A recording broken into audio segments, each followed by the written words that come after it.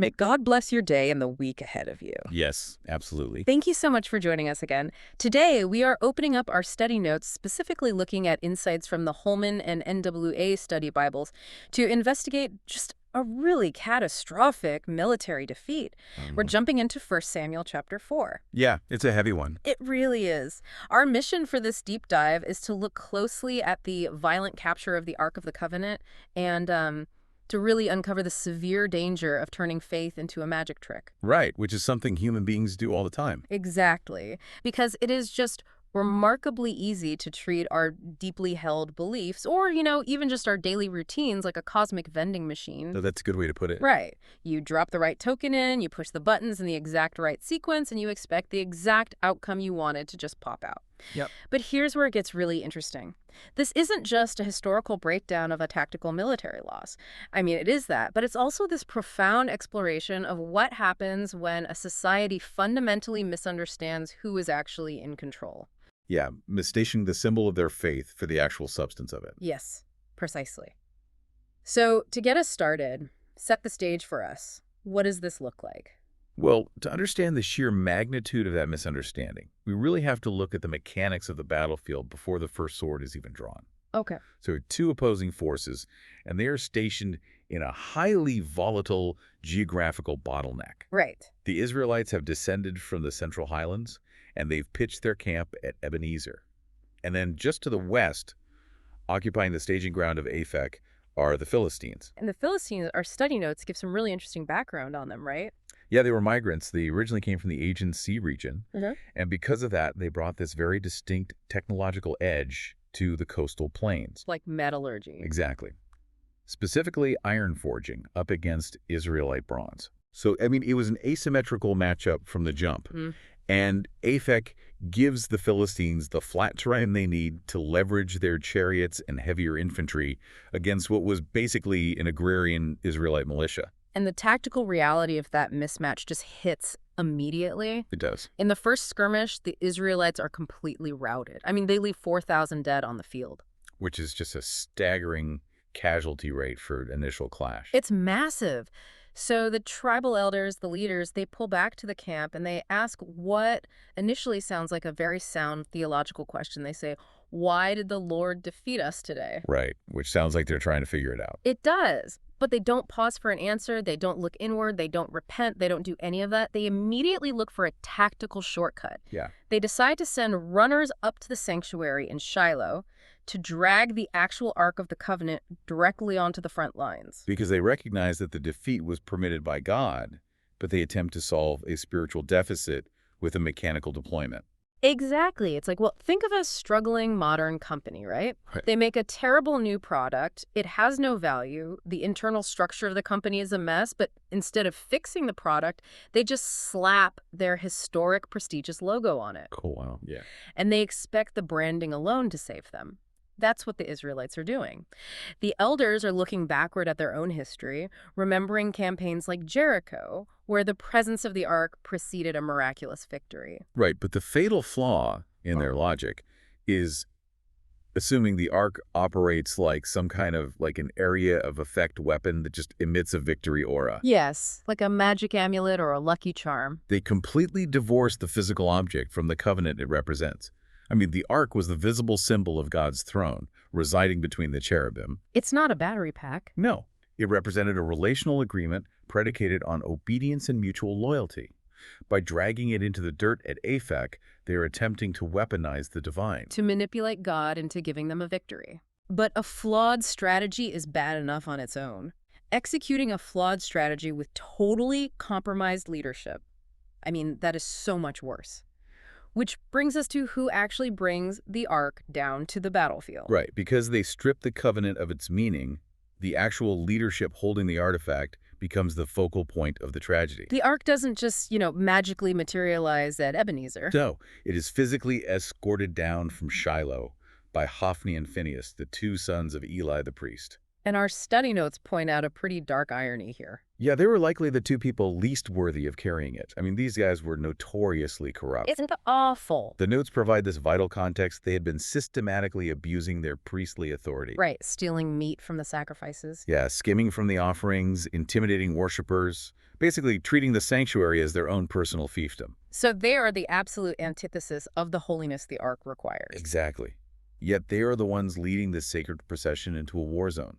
But the wild thing is, the Israelite infantry doesn't seem to care about the corruption of the men carrying the box. Not at all. They just see the box.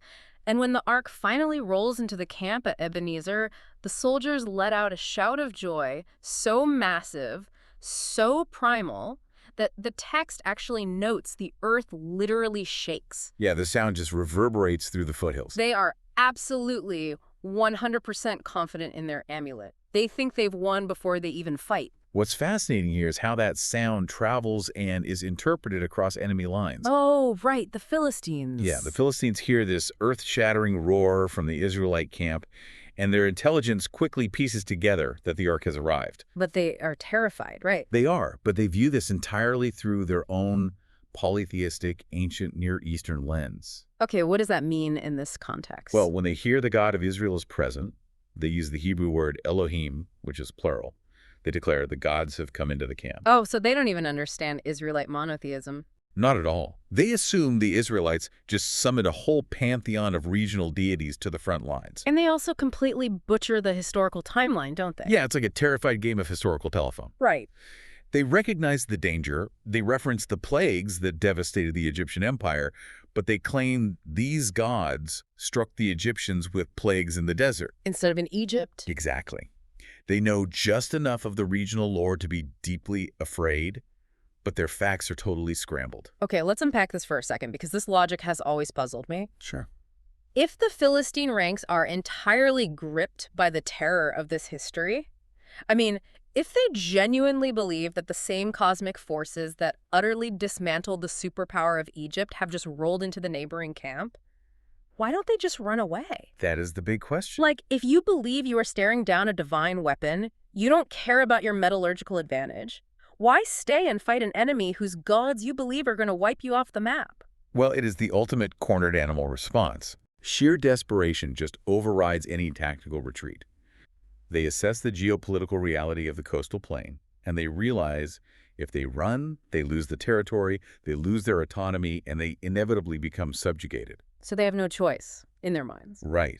The Philistine commanders rally their infantry with this deeply visceral psychological plea. They tell each other, be strong and be men, so that you don't become slaves to the Hebrews as they have been to you. Oh, wow. So it's not about military glory anymore. It's absolute panic. They are choosing to fight out of pure self-preservation.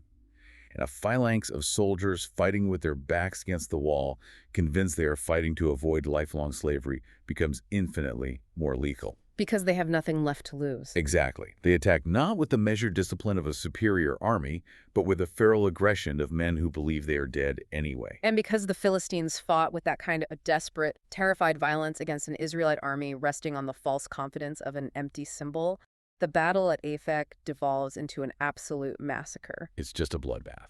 It is. And that tactical collapse on the battlefield instantly shifts our focus to the home front, because the news of this disaster has to reach Shiloh. Right, and the scale of the devastation is just staggering. In the initial clash, they lost 4,000. In this second engagement, with the Ark physically present on the field, the Israelites lose 30,000 foot soldiers. 30,000. The military infrastructure is completely decimated. Hophni and Phinehas are killed in the chaos. And the unthinkable foundational nightmare occurs. The Ark of God is captured as a trophy of war. The amulet gets taken by the enemy. Yes. And the sheer volume of that slaughter requires a messenger to carry the news. We read that a man from the tribe of Benjamin manages to escape the battlefield at Ebenezer and run the distance to Shiloh. And the study notes put this route at roughly 35 kilometers. Straight from the battlefield. Which is an agonizing uphill trek from the coastal foothills deep into the central highlands of Ephraim. He is likely running in sandals over jagged, uneven terrain immediately after surviving hand-to-hand combat. It's unimaginable. The physical endurance required just to make that journey speaks to the absolute panic driving him. And he arrives in Shiloh looking exactly like a man who has carried hell with him. Yeah. He is utilizing these ancient, visceral expressions of mourning and horror.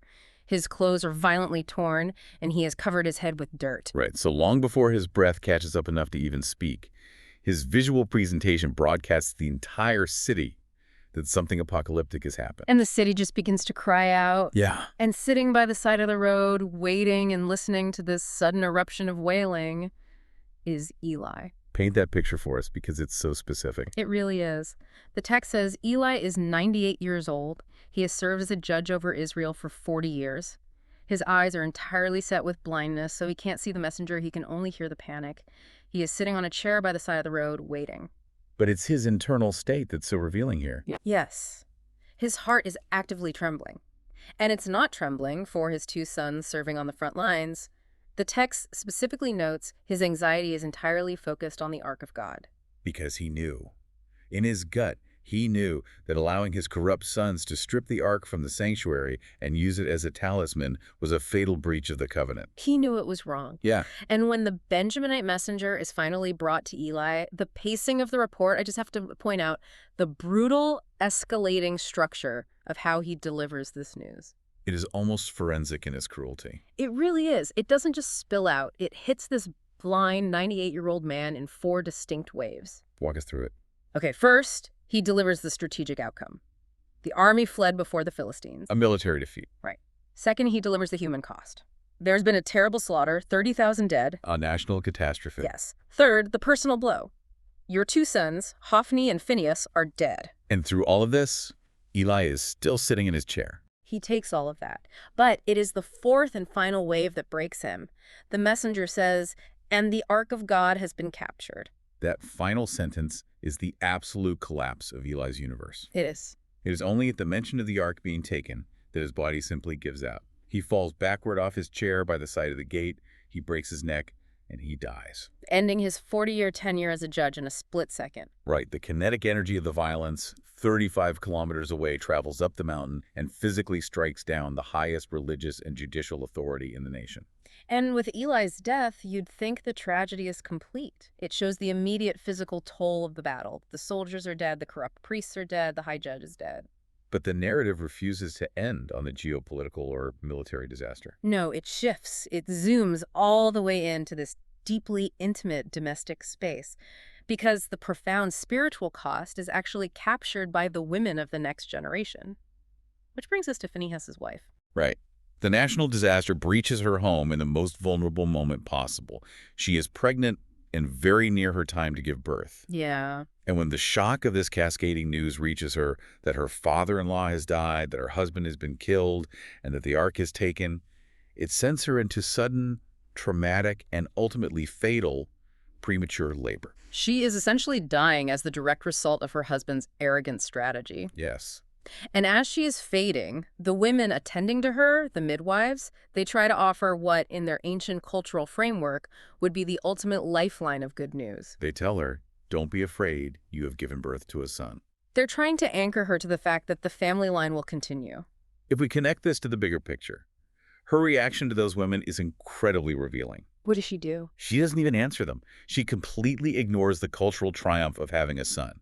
For her, the personal tragedy of losing her husband and the joy of having a boy are entirely eclipsed by the loss of the ark. She perceives a reality that the elders planning the battle were completely blind to. Precisely. With her dying breath, she names the boy Ichabod. Ichabod! Yeah, the Hebrew root relates to the word kavod, which translates to glory, weight, or divine presence. By naming him Ichabod, she is literally declaring, "Where is the glory?" Wow! She says, "The glory has departed from Israel, for the ark of God has been captured." It's just stunning that this unnamed woman, dying in a private room, possesses infinitely more spiritual clarity than the entire leadership of Israel. She really does. The generals thought the ark was a tool they could exploit.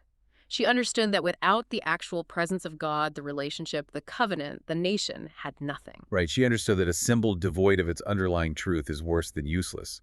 It is an illusion that invites destruction. Yeah.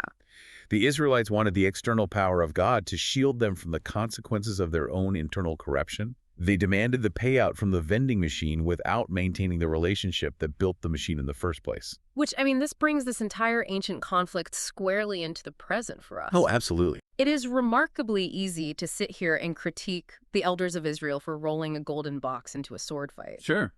But the underlying mechanism of their failure is something we replicate constantly. Think about a modern organization or even just an individual life that entirely loses its foundational why. The core integrity. Right. The actual purpose that sparked its existence rots away. But instead of addressing the rot, the instinct is to lean heavily on the outward symbols. You keep the massive glass headquarters, you cling to the prestigious job titles, you run the exact same daily routine. But the essence is gone. Exactly. If the relational commitment to the work is gone, you're just carrying around an empty box. You're screaming into an unplugged radio, expecting the momentum of yesterday to fix today. And just like AFEC proved, reality always wins. You cannot weaponize a symbol to protect yourself from a lack of substance. We really can't. The tragedy of 1 Samuel 4 is the realization that the glory had departed long before the ark was ever captured. The capture was just the physical manifestation of a spiritual reality that had been true for years. They maintained the rituals while entirely abandoning the relationship. So what does this all mean for you as you step back into your own routines this week? The historical collapse at AFEC leaves us with a very sharp mirror to look into. It really does. In your own life, what arcs are you carrying into your daily battles? Are you relying on empty routines, past successes, or outward symbols to guarantee your success while ignoring the deeper character and purpose behind them? That's the real question. It is. Take a hard look at the structures you rely on and make sure you aren't just carrying an empty box into the fray. Truly something to think about. Absolutely. Well, that wraps up our deep dive for today. Thank you so much for exploring this with us. Thanks for having me. Until next time, God blesses all the listeners as you go about your days. We'll see you on the next one.